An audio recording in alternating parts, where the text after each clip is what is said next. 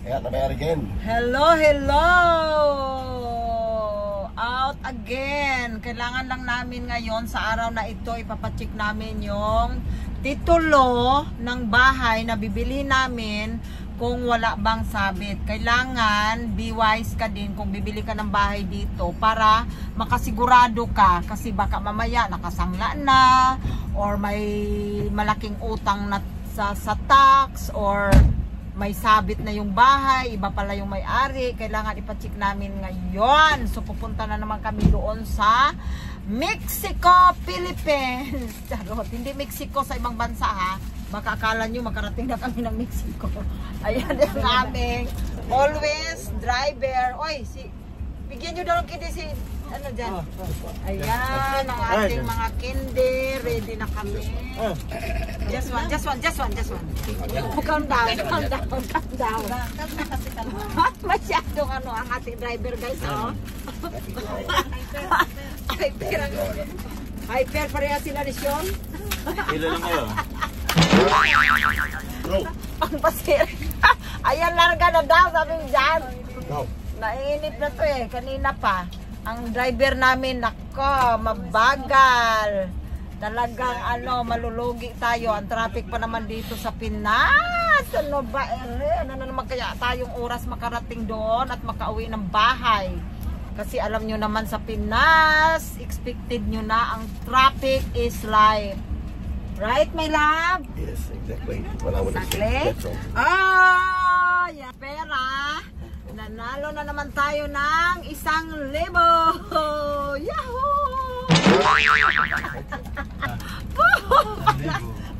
Oh, that's excited about buying petrol. Petrol pala ito. Akala ko sa akin. Nako, nawamali na naman pala yung sasakyan, mga ka-guys. Sige, update tayo mamaya kung ano mga ganap sa ating pa-update sa titulo. Daan na kami sa munisipyo. Doon pala malalaman kung updated yung tax ng aming bibilhing bahay. So, nalaman na namin. Walang problema about sa tax. Ngayon naman, pupunta kami sa saan ba yun? Registry of Deeds. Registry of Deeds. Para doon naman namin malaman. Ha? Registry of Deeds. Yeah. Doon naman namin malalaman kung ang bahay ay walang Title, kung titulo niya, kung clear ba yung title, walang problema, mga ganon. So kailangan be smart din tayo, be wise. Pag bumili tayo ng bahay, kailangan alamin natin lahat, pusisihin natin lahat, dahil lalo na malaking halaga ang ating bibitawan. Hindi basta-basta. Mabuti kung nabili mo lang yan sa ano, sa kanto-kanto dyan, o kahit lang as kanto-kanto, kailangan make sure mo pa rin na ano, diba? Kasi pag pera ang pag-usapan, talagang importante na alamin lahat ang mga bagay-bagay, o sisain kung okay ba lahat. Kasi marami talagang naluloko ngayon magdating sa pagbibili ng bahay. Kaya ito kami, nandito pa rin kami sa lansangan. Sige pa rin namin, araw-araw may lakad. Ay nako, wala nang pahinga ito, mga ka-chikarurot. Oy, grabe na ang aming kabisihan sa buhay. Mamaya update ko ulit kayo.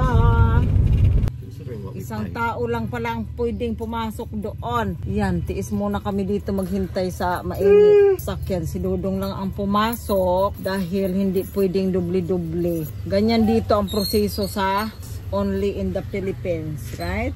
Only in the Philippines. Yeah, the process is like that, only one person inside. But you get what you want. Yeah. At the end. Yeah, in the morning. Not where I'm going, but at the... Nag-drop off muna kami dito, guys. Nagutom na kami. Ayan, si Hasban, nagutom na. Dumaan muna kami ng Shikes. Ayan, yammers. So, ayan oh. May take away kaming pizza. Masarap daw, sabi ni Hasban. Masarap? Very much up. Yung drink mo. Oh. Yeah. Sauce, tapos yung drink niya, chocolate. Shake. Tapos mamaya, doon na lang namin kainin yung iba. So, about pala doon sa ano, sa title ng bahay. Hindi pa, babalikan pa namin kasi nga, kailangan pala balikan. Hindi mo pala malaman kaagad-agad. Schedule pa sa ano, sa August 12. So, babalik na naman kami. Tapos, may bayad pala yon 200. Hindi naman ganun kamahal. 200. Magkano ba yun? 74. Ha? 274? 274 yung bayad para lang matingnan kung yung titulo ng bahay at lupa ay malinis siya, clear siya ba, wala siyang sabit kumbaga. Ngayon, yung tax lang yung nalaman namin na walang problema sa tax kasi updated naman, binabayaran naman nila yearly ng may-ari.